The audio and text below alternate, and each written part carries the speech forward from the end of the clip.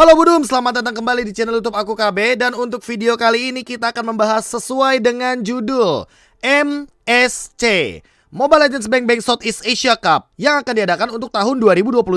Setelah kita tahu dari 2017 sampai dengan 2022 kita udah ngelewatin banyak banget MSC. 2017 dimenangkan sama I Do Not Sleep, 2018 dimenangkan sama Aethermain, 2019 dimenangkan sama Onyx Esports, 2020 nggak ada karena lagi ada pandemic. 2021 dimenangkan sama Execration yang sekarang itu menjadi Omega dan kebetulan ikut lagi di MSC 2022 dan akan kita cari siapa pemenang dari MSC 2022. Jujur ya, sejujur-jujurnya orang jujur, ini ada dua hal yang akan aku bahas di sini. Tapi poin pertama tuh fakta, yang kedua itu opini. Tapi sebenarnya poin pertama juga mungkin akan ada sedikit opini ya yang akan gua tuangkan gitu loh, karena ada keresahan tersendiri dengan kejanggalan yang udah terjadi untuk di MSC 2022. Ada apa-apa aja sih sebenarnya yang terjadi di MSC 2022? Kalau begitu tanpa berlama-lama lagi langsung aja kita masuk ke pembahasannya. Inilah dia MSC 2022. Oke, hal yang paling pertama adalah grup format yang mungkin akan gue bandingkan dengan MSC 2021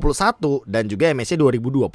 Sebenarnya banyak yang bakal gue breakdown di sini karena dari grup formatnya aja sebenarnya kita udah ngelihat ada beberapa tim yang sebenarnya sama mendapatkan privilege sebagai pemenang MSC region dari masing-masingnya. Salah satunya di grup A ada Filipina, grup B itu ada Indonesia, grup C-nya ada Malaysia, grup D itu ada Kambodia. Tapi kalau teman-teman sadar ya kan, ketika kita ngomongin soal grup format yang nantinya akan dimainkan dengan sistem best of 2 series, ini ada sedikit perbedaannya dengan tim grup yang sekarang bisa kalian lihat di sini. Grup A itu Todak yang mengisi. Sebelumnya kalau misalnya kita melihat dari postingan yang ini yang sempat dipost juga sama Mobile Legends Bang Bang, kita bisa lihat perbedaannya. Yang harusnya di grup A itu ada RSG Filipina, sekarang ada Todak yang ada di grup A. Sementara RSG digeser ke grup B, dan begitu juga dengan RRQ Hoshi yang seharusnya ada di grup B jadi ke grup C, dan begitu juga dengan Impunity yang stay sebenarnya, cuma yang ABC ini ada sedikit perubahan. Gak sampai situ ya, gak sampai situ doang. Aku masih mau membahas soal grup stage-nya dulu. Grup stage-nya mungkin kalian udah pernah ngeliat untuk grup draw-nya yang sempat bocor lebih tepatnya dari tanggal 26 Mei kalau nggak salah 2022, dan berisikan grup A itu ada Todak dari Malaysia, ada Tim Falcon dari Myanmar, ada Onyx Esports dari Indonesia. Sementara kalau misalkan kita ngeliat dari grup B, ada RSG Filipina, ada Siusun dari Kambodia juga, terus ada RSG Singapura. Banyak banget yang mempertanyakan ke gue juga, "Bang, kok RSG bisa satu grup sama RSG juga?" Padahal kan biasanya sebelum-sebelumnya MSC itu tidak memperbolehkan beberapa bendera yang sama. Nah, kalian harus membedakan dua hal, bendera negara yang sama dan juga bendera tim naungan yang sama. Gini, RSG Filipina dan RSG Singapura itu dua region yang berbeda. Walaupun mereka payungnya sama-sama RSG, tapi karena rulesnya itu adalah tidak boleh satu region dalam satu grup, otomatis di sini karena Filipina dan Singapura itu region yang berbeda, RSG saling bertemu satu sama lain di grup B. Begitu juga dengan di grup C, ada RRQ Hoshi, I Do Not Sleep, dan juga Omega yang berbeda-beda regionnya. Dan begitu juga dengan grup D, yang dimana ada Impunity dari Kambodia, ada Orange Esports dari Malaysia, dan juga ada EVOS SG dari Singapura sebagai runner-up. Sistem yang unik adalah top 2 teams from each group will qualify to play off. Artinya dalam bahasa Indonesia, dua tim yang ada di puncak klasmen di masing-masing grup akan langsung menuju ke playoff langsung. Yang pertama adalah akan ada tim yang tereliminasi dari babak group stage. Yang kedua adalah tidak ada babak play-in. Karena seperti yang kita tahu, untuk beberapa turnamen skala internasional atau SEA ya kan, yang skala-skalanya tuh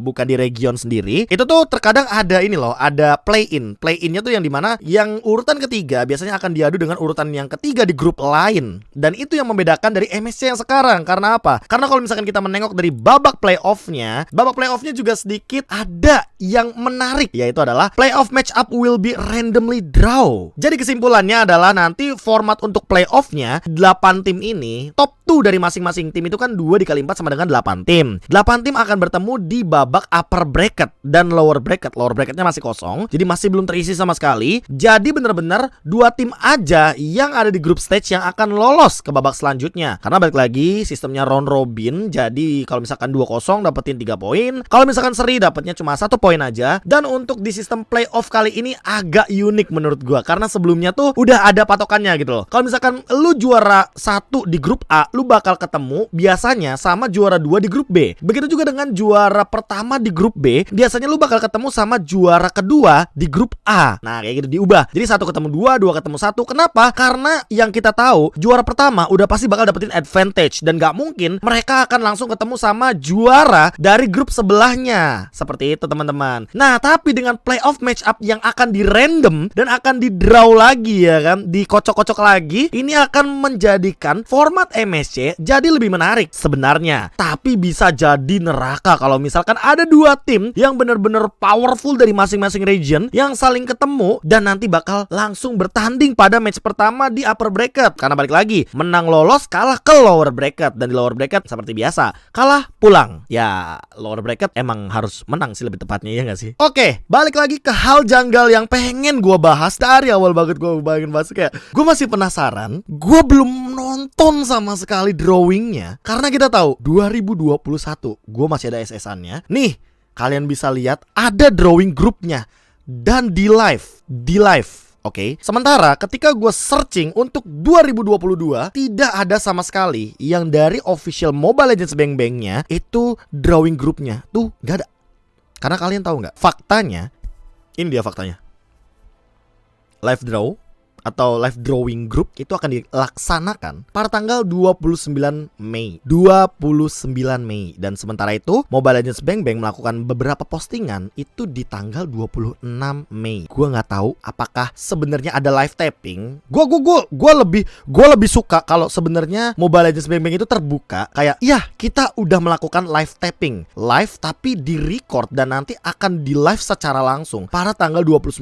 Itu kayak live tapping tuh kayak sistem TV. Kalian tahu nggak? Sistem TV yang dimana kita tuh sebenarnya live, kita 1 kali syuting kelar, nggak ada apa-apa lagi, nggak ada yang diubah konsepnya, apapun yang kita dapat udah itu yang bakal kita tampilkan. Dan gue berharap sebenarnya itu adalah live tapping, karena faktanya ada beberapa hal yang ternyata klik atau kebuka di sosial media. Salah satunya adalah seperti ini.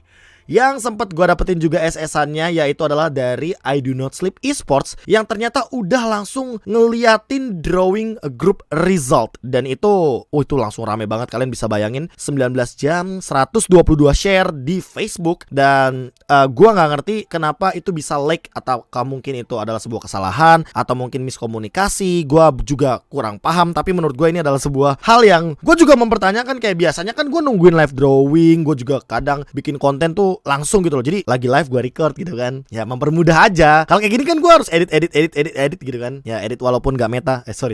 Ya maksudnya ya gue tetap harus diedit, di cut dan segala macam. Memasukkan beberapa evidence juga, beberapa screenshotan juga. Dan ya inilah yang mungkin menurut gue sedikit unik lah. Maksudnya group stage kita udah tahu jadwalnya tanggal 11 Juni sampai dengan tanggal 12 Juni. Playoffnya tanggal 14 Juni sampai dengan tanggal 19 Juni karena double elimination. Dan itu adalah upper bracket 8 tim. Jadi bakal lebih lama lagi untuk pertandingannya. Tapi ya live drawingnya ini sih yang menurut gue menjadi sebuah pertanyaan dan teka-teki dari gue pribadi. Karena gue lumayan nungguin juga sistem live drawing itu sendiri. Karena gue tahu gitu loh, kalau misalkan live drawing ya lu live ambil nih ditunjukin gitu. Apalagi dengan hadirnya beberapa perubahan yang terjadi dari grup yang sebenarnya udah sempat di-leak sebelumnya oleh Mobile Legends Bang Bang itu sendiri di postingannya mereka yang di grup A atau RSGPH. Tiba-tiba ternyata Todak yang ada di grup A dan RRQ Hoshi yang ada di grup C. Itu yang menjadi sebuah pertanyaan mungkin buat gua. Itu pertanyaan dari guanya sendiri ya. Dan ya sebenarnya dengan perbedaan dari bracket ini akan membuahkan sebuah match yang lebih panjang, karena ini adalah yang namanya 8 tim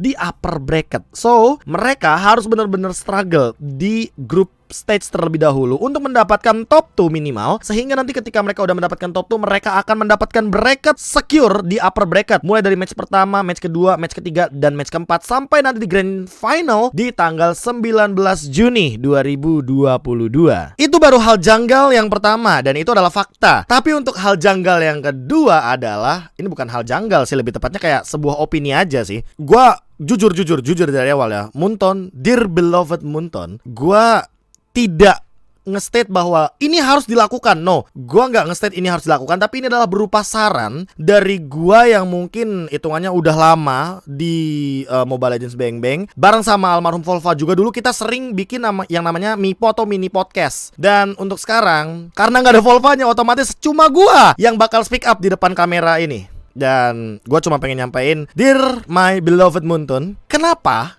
dari 2019, karena ada M1 ya, 2019, sampai dengan tahun ini 2022, masih belum ada sebuah privilege atau sebuah akses untuk pemenang atau juara pertama MSC, dan mereka bisa langsung menuju ke M4 atau M Series di tahun tersebut. Padahal kalau misalkan kita berpikir secara jernih, melihat adanya perbedaan MPL season ganjil dan genap, kan kalau ganjil adanya ujungnya MSC, kalau genap ujungnya M Series atau World Championship. Dan bayangkan deh, kalau seandainya MSC yang menang dapat satu slot untuk M Series, apakah MPL season ganjil akan dipandang sebelah mata seperti kata orang-orang yang kalau misalkan bilang kalau kita akan fokus M4? Dan ya itu kenyataannya. Apakah memang Moonton ingin membedakan, ya udah kalau misalkan major saya ya udah ganjil aja, nanti untuk dunianya yang skala dunia ya kan itu ada di genap gitu loh ya. Atau biasanya kayak semester kali ya, kalau semester ganjil itu tuh kita tuh kan kalau UTS atau UAS ya kan, ujian akhir semester yang ganjil, kita tuh kayak masih ada kemungkinan untuk lanjut gitu loh nanti di semester genap dan mendapatkan nilai yang lebih bagus baru naik kelas, ya nggak sih? Ataukah memang sistemnya seperti itu, atau nanti nggak akan ada perubahan sama sekali sampai 2023? Ya siapa tahu dengan gua speak up kayak gini atau ngomong kayak gini, 2023 ternyata pemenang MSC bakal mendapatkan slot M Series. Ya bagus sebenarnya. Kenapa? Biar lebih kompetitif, biar nantinya bakal jadi apa? Representatif dari Southeast Asia. Mereka akan langsung mendapatkan free access untuk menuju ke M Series, dan nanti mereka bakal langsung bermain di sana sebagai salah satu juara. Ingat ya, juara MSC pada tahun tersebut atau season tersebut. Gua nggak tahu sih kalau gua ngeluarin opini kayak gini bakal ada pro kontra atau enggak ya. Udah pasti bakal ada pro kontra lah, pasti. Gue jujur sebenarnya ya bodo amat ya sama apa yang gue omongin sekarang, tapi ya emang itu kejujurannya. Dan gue di sini pun ngomong kayak gini bukan semerta-merta karena gue benci sama sistemnya, kagak. Malah gue pengen memberikan sebuah saran karena gue peduli sama ya environment atau lingkungan e-sportsnya dari Mobile Legends Bang Bang. Ya kalau misalkan gue nggak peduli, ngapain gue capek-capek bikin video kayak gini? Ngapain lu pada nontonin gue ngoceh? Ya mendingan